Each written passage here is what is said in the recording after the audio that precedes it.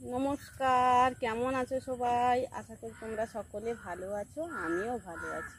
তো প্রত্যেক দিনের মতন আজকেরও আবার একটা নতুন রেসিপি নিয়ে চলে এসেছি।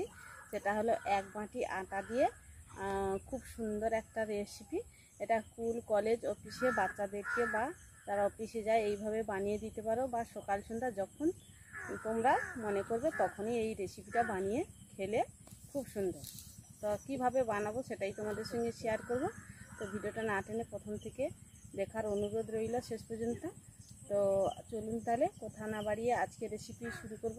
তার আগে আমি ওই যে ওখানে দেখুন মুরগি ছেড়েছি, ওই মুরগিগুলো একটু চড়িয়ে নেব, নাহলে তো খুব কটাস। তো কটাসের জন্য মুরগিটা একটু ছেড়ে আমি চড়িয়ে নেব, তারপরে গিয়ে রেসিপিটা শুরু করব। তো যেখান থেকে আমার ভিডিওটা দেখছো, বড়োদেরকে অনেক প্রণাম, ছোটোদেরকে অনেক ভালোবাসা জানিয়ে আজকের তাহলে রেসিপি শুরু করব। তাহলে ভিডিওটা না টেনে প্রথম থেকে শেষ পর্যন্ত দেখার অনুরোধ রইল। আর এই যে দেখুন পুতুসোনা আমার সঙ্গে, এও মুরগি দেখতে ভীষণ ভালোবাসে, এও মুরগি দেখবে। আর ওইদিকে দেখুন গরু চড়াচ্ছে, তো ওই গরুগুলো দেখবে বলে এই যে দেখুন সেদিকে তাকিয়ে আছে পুতুসোনা। এ ভীষণ মুরগি বা গরু দেখতে ভীষণ ভালো লাগে ওর।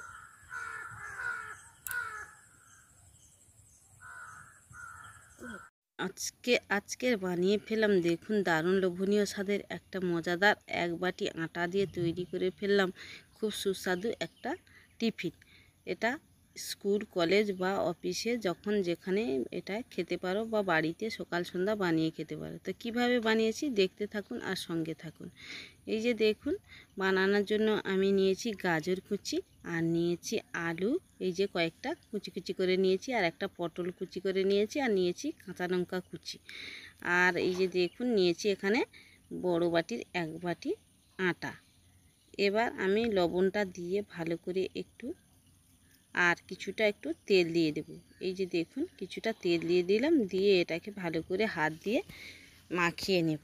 এইভাবে সুন্দর করে কিন্তু মাখিয়ে নিতে হবে তেল আর লবণ আর আটাটাকে।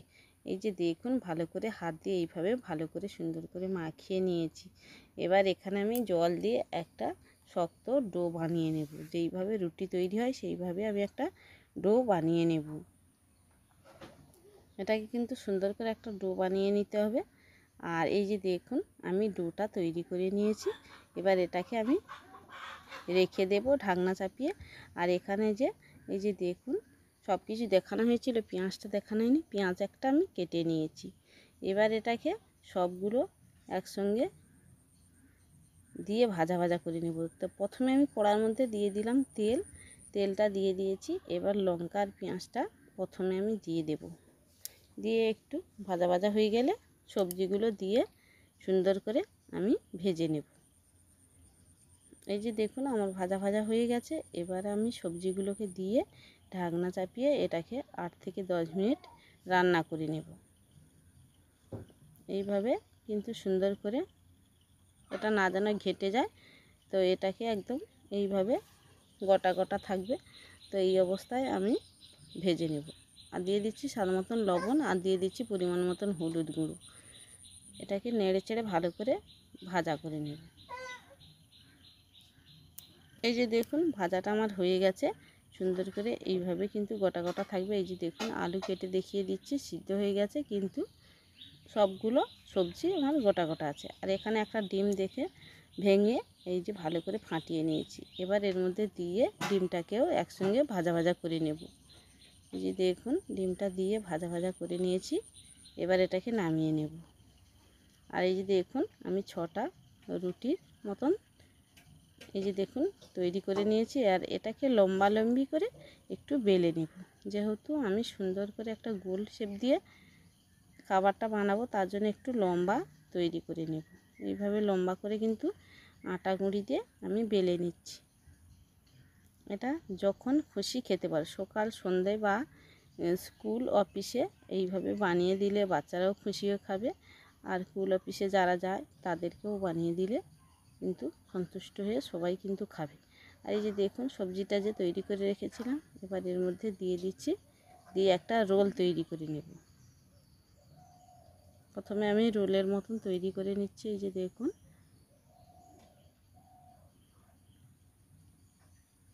এটাকে ভালো করে আস্তে আস্তে করে সুন্দর করে কিন্তু মুড়িয়ে নিতে হবে। এইভাবে সুন্দর করে মুড়িয়ে নিচ্ছি। এই যে দেখুন মোড়ানো আমার হয়ে গেছে।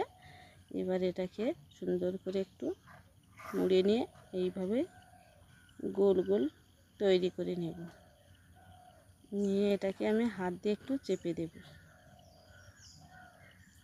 এই যে দেখুন হাত দিয়ে একটু চাপ দিয়ে একটু এইভাবে সবগুলো একইভাবে কিন্তু আমি বানিয়ে নেব। এই যে দেখুন বানানো হয়ে গেছে। তো একইভাবে সবগুলো বানিয়ে নিয়ে তারপরে তোমাদের দেখাচ্ছি। এই যে দেখুন সবগুলো বানানো হয়ে গেছে। এবার এখানে আমি কড়ার মধ্যে কিছুটা তেল দিয়ে দিয়েছি। এবার এটাকে ভেজে নেব। এই যে দেখুন কড়ার মধ্যে দিয়ে দিয়েছি। এবার উপর থেকে কিছুটা তেল ছিটিয়ে ছিটিয়ে এটাকে আমি এক পাশটা হয়ে গেলে এটাকে উল্টে নেব। তো এটাকে হালকা থেকে একদম হালকাভাবে আঁচটা দিয়ে এটাকে ভেজে নিতে হবে, না হলে উপরটা হয়ে যাবে ভিতরটা কাঁচা থাকবে। এটাকে খুব হালকা আঁচে ভেজে নিয়েছি। দেখুন উল্টে পাল্টে ব্রাউন কালার করে ভেজে নিয়েছি। এবার এটাকে তুলে নিচ্ছি। তো একইভাবে আমি সবগুলো ভেজে নেব।